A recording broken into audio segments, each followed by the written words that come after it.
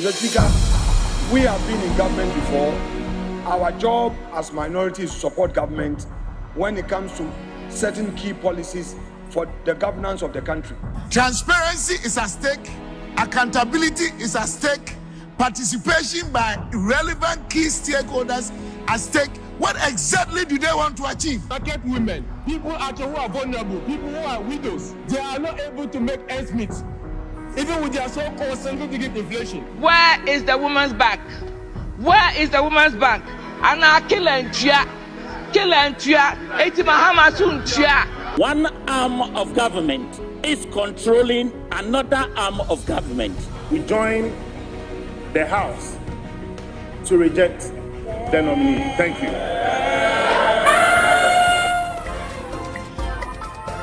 1 year in opposition is not a season of silence. It is a season of scrutiny, responsibility, and resolve.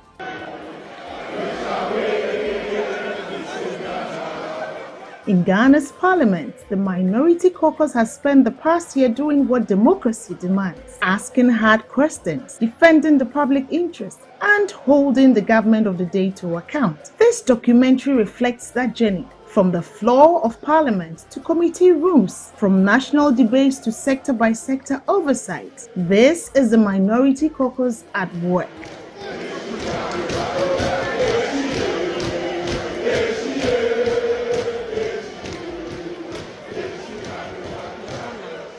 You know, my position is a bit unique, serving as second deputy speaker in a parliament that is dominated by a majority. My role is supposed to superintend the House in such a way that I should show my uniqueness in terms of balancing the situation by way of neutrality, fairness, diligence, in such a way that I'll be able to handle the House in peace.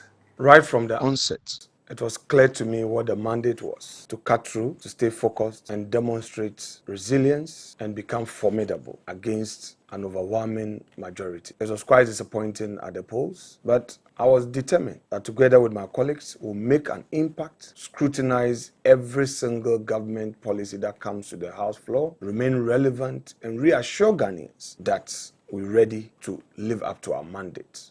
The silence of the opposition would amount to a failed democracy. Therefore, we have never yielded to any attempt at subtly silencing us. We will not be mute. We will deliver on the mandate and ensure that government is held to account. Leadership in opposition is about coordination, clarity, and courage. It is about setting direction while remaining anchored to facts and the Constitution. Over the past year, the leadership of the Minority Caucus has guided strategy on legislation, budget scrutiny, and national accountability. It is not just a matter of what you are providing. It's a matter of the implementation. Indonesia has set the example, China has set the example, and there's a lot we can do with this lithium. You have realized that you didn't do anything concerning your policies. Nothing. Education Minister, this is very bad, and I think you still have an opportunity on the second reading to withdraw this. We in the minority have remained relevant, holding the government to account, pointing out inaccuracies, and consistently raising matters of public concern. In our time, it was more of a structured business, and therefore you could plan yourself. Now it is not structured. They try to take us by surprise. But we've met up to them. They have been struggling. On the contrary, the majority have been struggling to get their numbers as compared to ours. We are few, but we are mighty. We are 87, and these 87 have a lot of fire in their belly. The kind of cooperation that we have together, the kind of work that we are doing together, this is a very well composed minority. I've always said that we are mighty because we do all the best of submissions on the floor, do a lot of critical thinking, and debate in a manner that if we left it to the majority, most of the things that we debate on would never be seen. And a classic case is the budget. And obviously, when it got to the stage of my respected minority leader, virtually had to show to the whole world that the budget was culled from a certain previous budget. So it was a cut and paste. Through coordinated floor strategy and committee engagement, the caucus has positioned itself as a constructive but firm opposition. Macbeth, Act 1, Scene 7.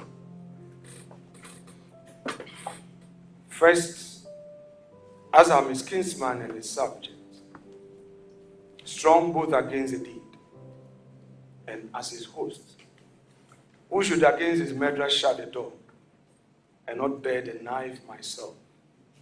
Besides, this Duncan has borne his faculties so meek, has been so clear in his great office, and his virtues will plead like angels, trumpet-tongued against the deep damnation of his taking off, and pity like a naked newborn baby, striding the blast or heaven's cherubim, housed upon the silent couriers of the air, shall blow the horrid deed in every eye.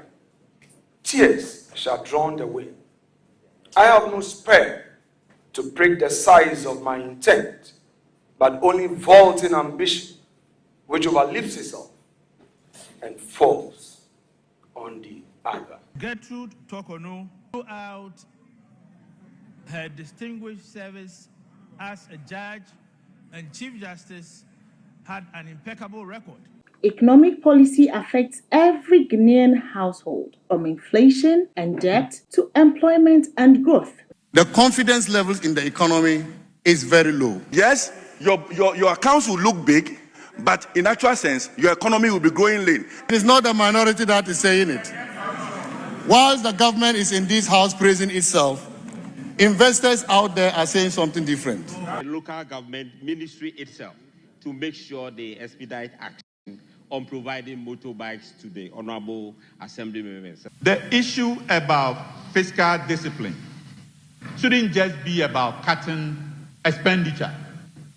It should be part of a planned economic transformation program. We are clear in our minds that it's not so much the technical jargons and the fine calculations that the public is interested in. The public is interested in understanding what all of these technical things mean to their quality of life. You would recall, for example, when the government brought its initial economic policy, we were very vociferous in drawing their attention to the fact that the key foundational issues are the ones they need to attend to if they are going to make an impact in the economy. And we're beginning to notice that in some areas, they are trying to respond. Recall when the Gold Board bill was brought, we made a lot of recommendations on the risks that are ahead of them if they don't make corrections. And in instances where they refuse to listen to us, you've seen the losses that are coming up. One of the measures to know the confidence in an economy, it is the market, how the market responds, how they patronize your investment. Just 11%. 11% for the ministry as far as chieftaincy is concerned. The steps his ministry is taking to avoid imminent clashes between farmers and migrant herdsmen in the Buapa North municipality. You can't talk about clean energy without mentioning lithium. Mr. Speaker,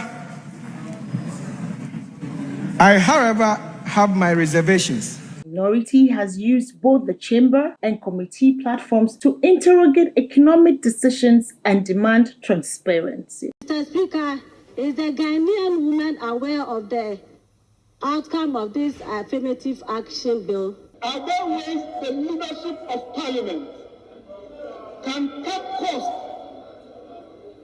We've been in opposition for a year, and I strongly believe that Ghanaians are really enjoying the kind of work that we are doing, as in our promotion of accountability on the floor of Parliament, through our press conferences, as well as through the work that we do in the various committees. The whole year, I think we have looked at quite a number of reports, and we have raised a lot of concerns for government to look at it and learn from past mistakes. That is very, very important. And I also feel that we have used the Public Accounts Committee to tell Ghanaians how we are utilizing the taxpayers' money. That is very, very important.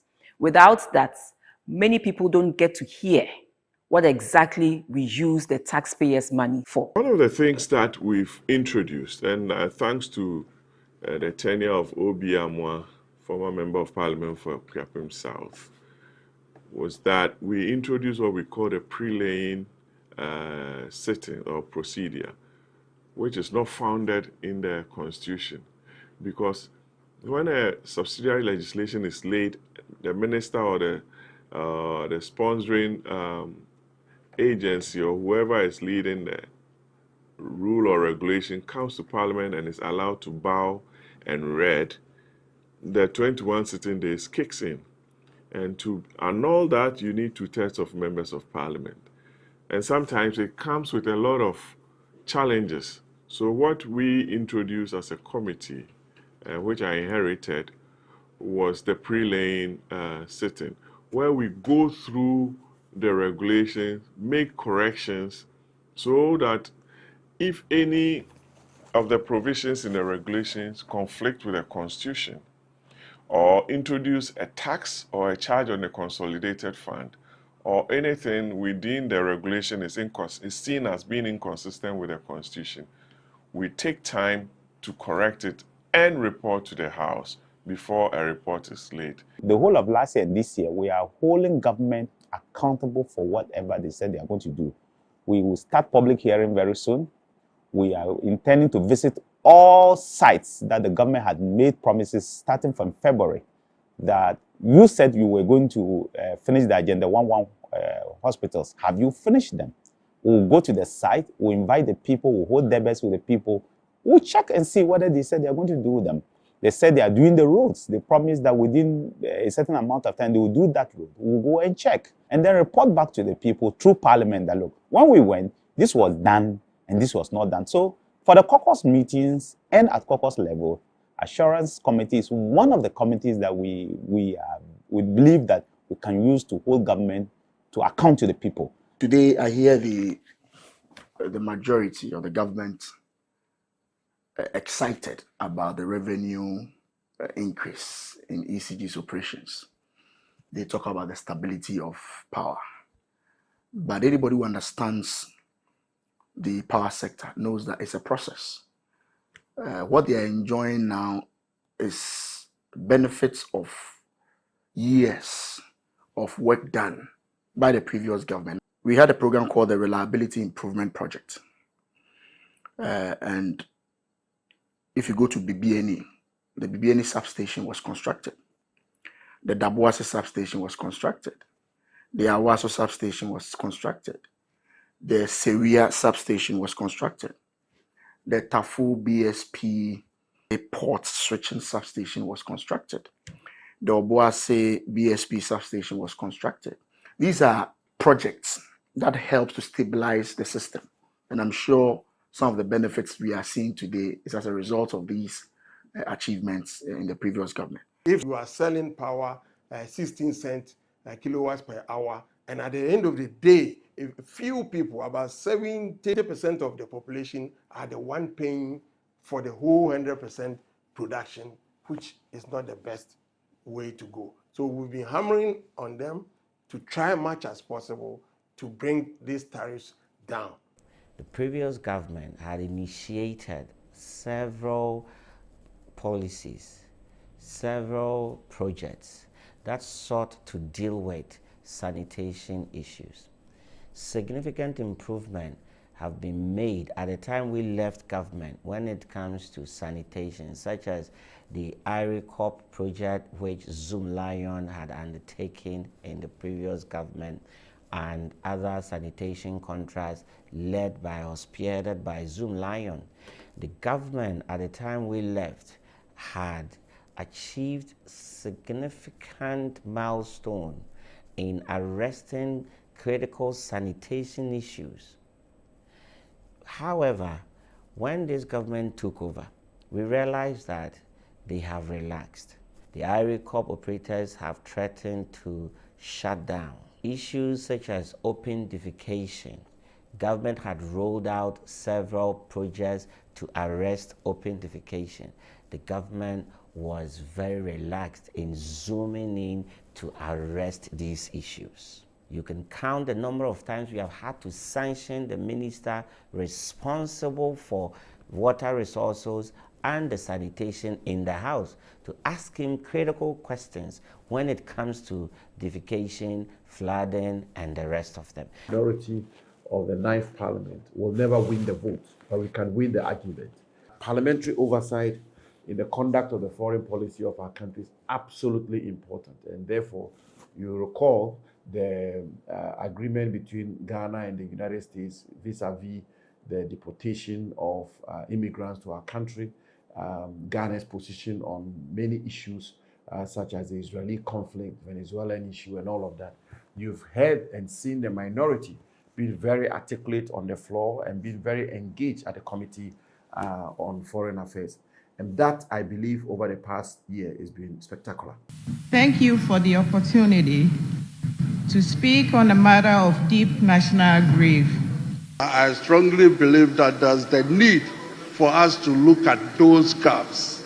I don't see why somebody will pay his dues and the authority mandated not doing their work and you put them as part of the group that you want to sanction.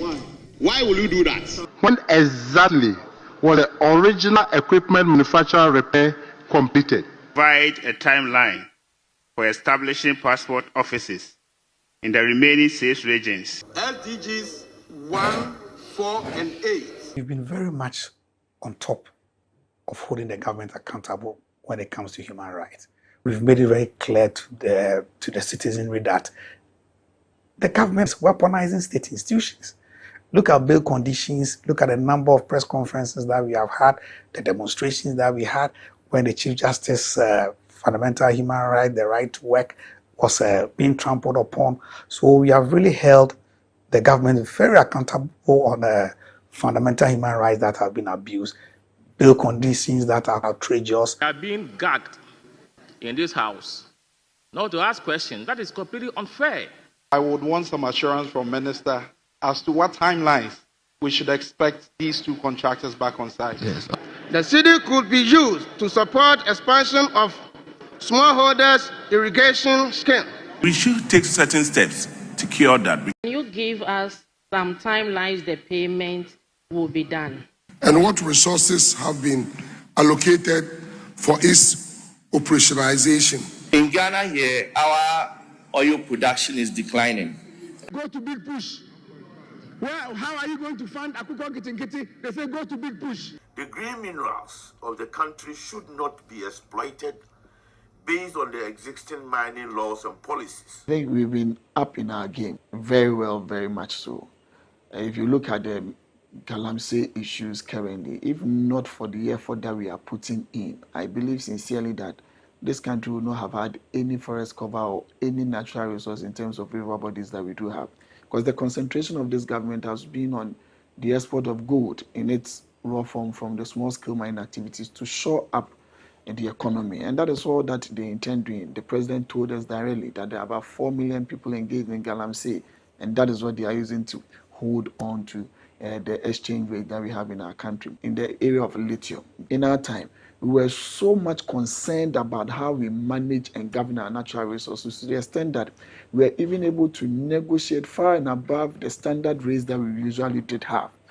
Those were the days of the past. Even if you look at lithium, we were able to manage well and negotiate for royalties way over and above the 5% that we used to have at 10%, increase our freehold interest, carried interest to about 13%. At the end of the day, what did we have with the NDC? They managed to bring us back to a 5%, reduce almost all the achievements that we made in that sector. To understand that they brought us a contract in Parliament that was almost a knockdown for the company that was coming to take over. Nowhere is a sentence mention made of the DRIP initiative. Mr. Speaker, if you also look at the budget that was made for the foundation, GMPC Foundation, I believe that it is still inadequate. If you look at the budget of 2025 and 2026, there's virtually nothing for science and innovation. There's nothing for technological advancement. And look, in the world that we live in now, if you don't innovate, you obviously will perish. And so, as a caucus, we continue to push the government. We want to make more budgetary allocation in innovation, science, and technology. And of course, we've also pushed them to do better, especially when it comes to the fight against galamsey, buying from these illegal mining operators. And as a result of that, the government seems to be getting a lot of credit for the stability of the city. He had gone to the market. I think he should have taken national security operatives with him. When should the people of Ghana expect our president to be back in Ghana? For 8 years when we were in office, we did recruitment from the Ghana Armed Forces, the police, immigration, fire service, and all the security agencies. Did you ever hear stampede? Did you ever hear people, crowded at one place and some sadly passing as a result of incompetence, tactical and operational plans? No. But it's just in 1 year. Their very first recruitment, people had to die. Very unfortunate. But you see, we, the mighty minority led by Honorable Afenyo-Markin, we have a very responsible posture.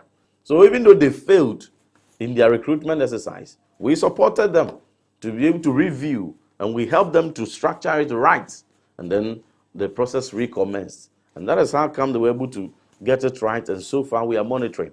We've said many times on the floor, and we've said many times at committee levels, that we will not politicize issues of security. When we first started this parliament, the ranking member for Defense and Interior, Ntim Fodjo, myself, we had a press conference, and then Ntim Fodjo was taken on because he had alerted government to avert their mind to some things which were going on at the airport which had to do with drugs.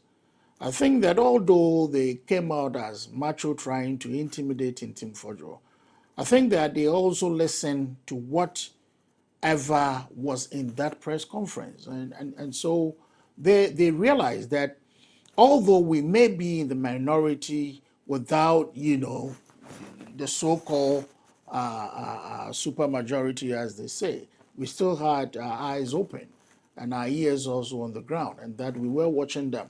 We have convened this press conference to demand consistency, accountability, and legislative integrity from a government that spoke with moral certainty in opposition. Of particular concern is the inclusion of redefined concepts of sex, sexuality, sexual orientation, sexual rights, and gender identity, which fundamentally depart from Ghana's cultural, religious, biological, and moral foundations. In my submission, I said when they were going for the health on this, we are ready to join them.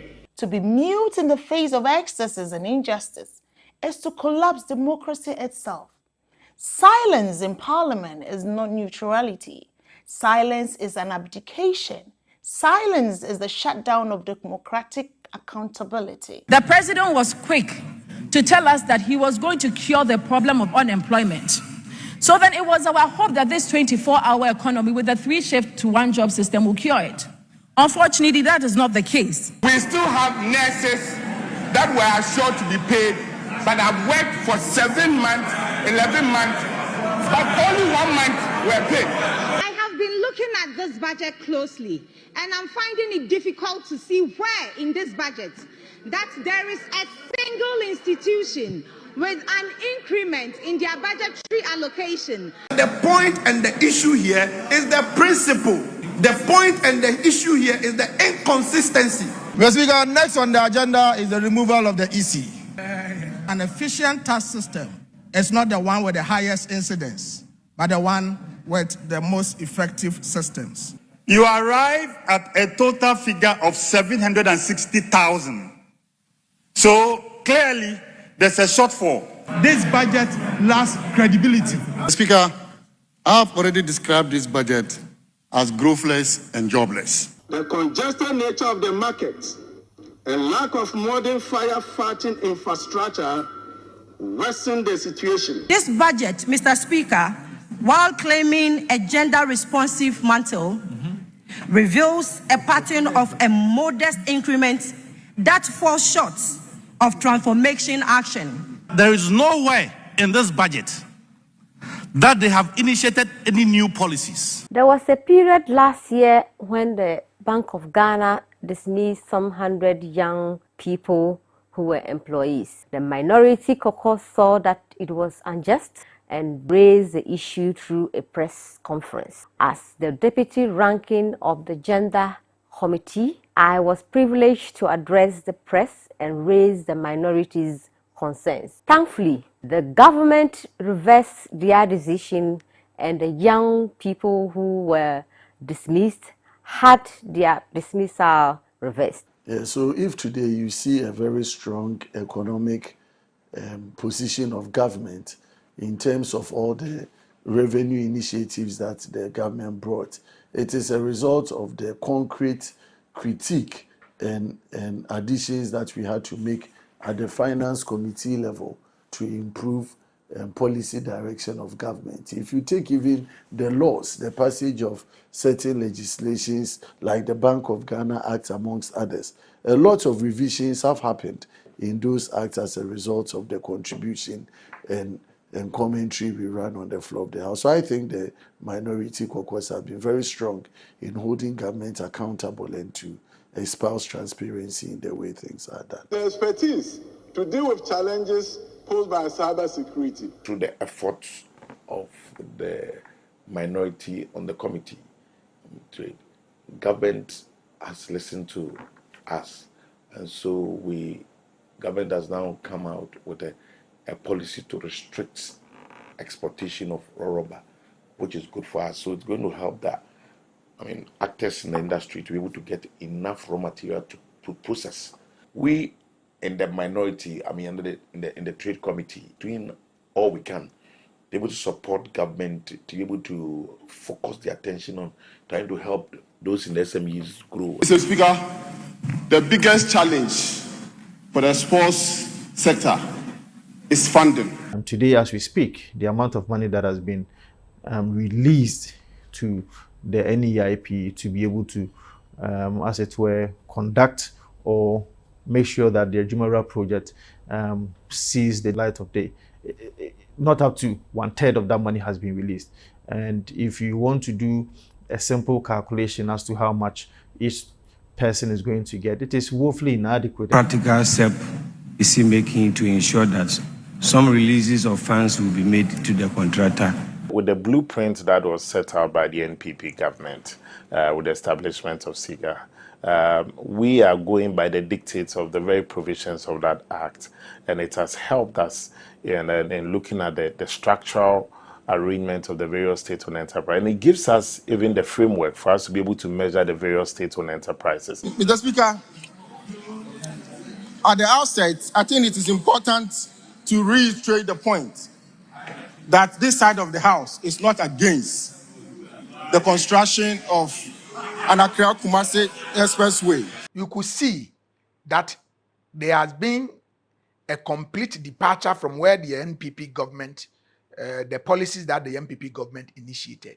This government came, and if you look at investment is sending it to the rail sector, you can see that the government is not even interested when it comes to our railway development in this country. There is a constituency called Kede, where we also have roads to be constructed. When will the construction of phase 2 of the following Nkoko Township roads commence? Minister for Roads and Highways, whether the ministry has any plans to construct some footbridges on the Accra-Kumasi Highway in the Suhum constituency. As we reflect on the history, significance, and evolution of Ghana's National Farmers' Day. If you remember, the government was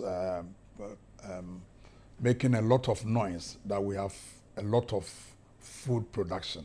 In fact, there were glut of food, maize, cassava, rice, tomato, onion, and things like that.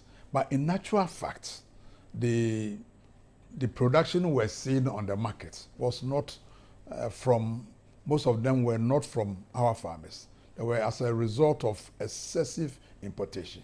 Last year, the import bill, the food import bill alone, was in excess of 3 billion. I'm not saying that the farmers didn't do well. They did well. The weather was good. We had some production, but the bulk of the food we're seeing on the market was as a result of food importation. The government allocated only 2.9 billion to the agricultural sector, such an important sector, but only 2.9. And it will surprise you that at the end of the third quarter of last year, only 16% of this money had been released. They promised to buy fertilizer, they didn't buy any. They promised to buy certified seeds, they couldn't buy any. They promised to buy insecticides for farmers, they didn't buy any. They had to rely on what the previous government left behind. Parliamentary work is not like litigation in our courtroom. It's not about who wins, it's about who loses. It's more of consensus building, highlighting situations to rally people around.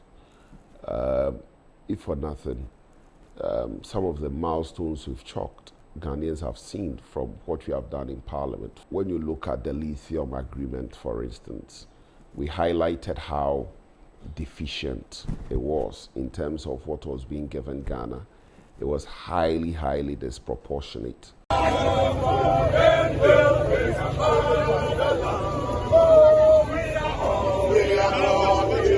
After the primaries, we need each other to build or stand up to the government at any point in time. So it's important that we hold ourselves in check, we discipline ourselves, and ensure that we always remember that if you are doing anything or engaging in anything that will cause us in the future, you should know that it will not help. Should stay united, and I think that if we do, the sky will be the limit. I just want to encourage my colleagues that they have done a very good work. We are very happy the kind of debate they put in. Anytime we are debating the budget, we are debating the State of the Nation address, we are debating motions on the floor of Parliament, they show quality. I believe that beyond 31st January 2026, the MPP has to prevail. The MPP must prevail. I'm very inspired by the J.H. Mensah-led minority in the second parliament of our country. J.H. Mensah in 1997 led a minority of 61, and the country heard them loud and clear. And that is the same posture I have adopted from day one, that we will not allow our numbers to deter us, but the substance we bring on board is what would inspire us to deliver on our mandate. So, my dear colleagues, let's remain focused. Let's remain united. We've done it in year one. Let's carry the same energy into year two as Parliament resumes. The new flag bearer that will be elected, we all rally behind that flag bearer, work with him, and deliver for the party. The people out there, our party foot soldiers, look up to us as the only formidable group within the party to help deliver victory. If we fail in that, we would have failed a nation. Let's work together and be firm, determined, and deliver for the people of Ghana. Thank you very much. We shall wait to save Ghana.